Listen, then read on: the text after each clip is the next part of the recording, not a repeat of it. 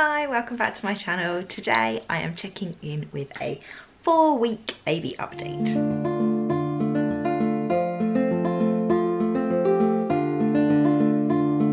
Now I'm going to start off by saying that I know a lot of you say that when you watch these videos you end up being very distracted by this little one. Well, he's awake today, so I think he's going to be even more distracting than normal, aren't you? Are you going to be more distracting than normal? So what is new at 4 weeks? Well, things are kind of trundling along pretty similarly to how they have been, really.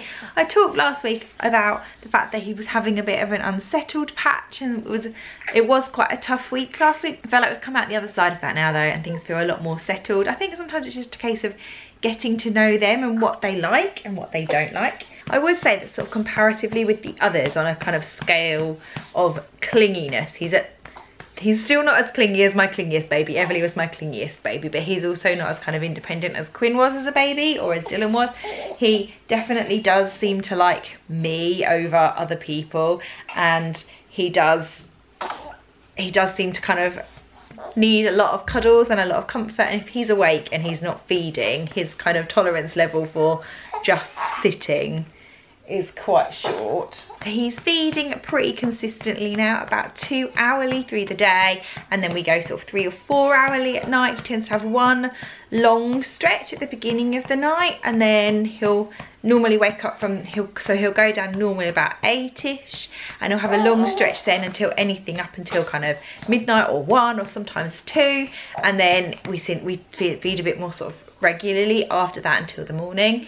Another new development that we've had, which I think is to do with the fact that it's brighter in the mornings now, is that if he wakes up and it's starting to be daylight, so kind of any time from 5ish, he'll go back to sleep, but he won't go back in his snooze pod, and he'll only really sleep if he can sleep basically in this position, which means that as much as he is going back to sleep, I'm not really getting as much sleep, which is a bit of a bummer. But I know that these things change pretty quickly in these early days, don't they? One newer development has been that we have actually introduced a dummy, as you can see now. I would say, well, to be fair, I probably always used to say before that I was really anti-dummy. I didn't really like them. Not for other people, but I just didn't, it wasn't something that I ever wanted to introduce if I could get away with it.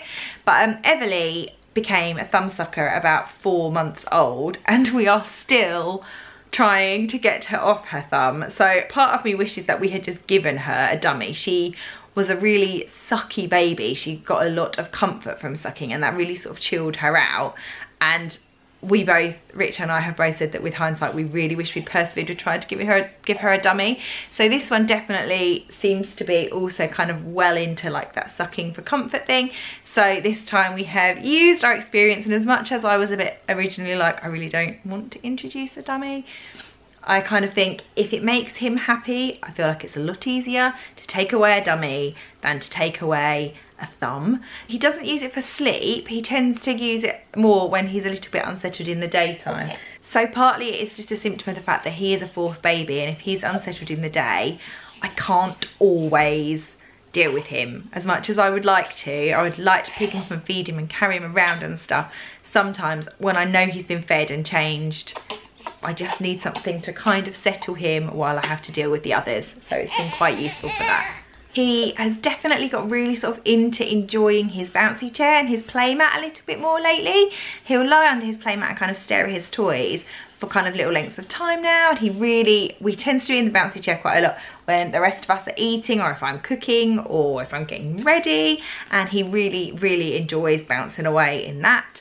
So that's definitely been kind of a change. He's kind of moved away from literally having to be on a human all the time to kind of using kind of toys a little bit more, which is quite nice. We're right at the cusp of smiles now, so I think he's gonna smile pretty soon.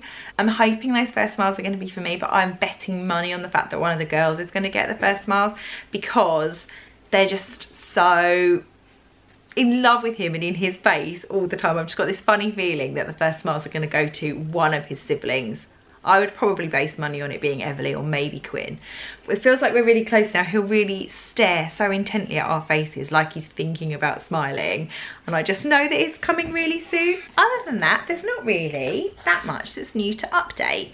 I did say I was going to check in with weekly videos until he was a month, and he is now a month old. At now a little bit past 4 weeks, he is literally bang on a month old. So I said I was going to kind of check in with these videos until he was a month old, and we'll probably check in with another one when he's 2 months old, because I feel like things kind of, well, they do continue to change, they sort of slow down a little bit.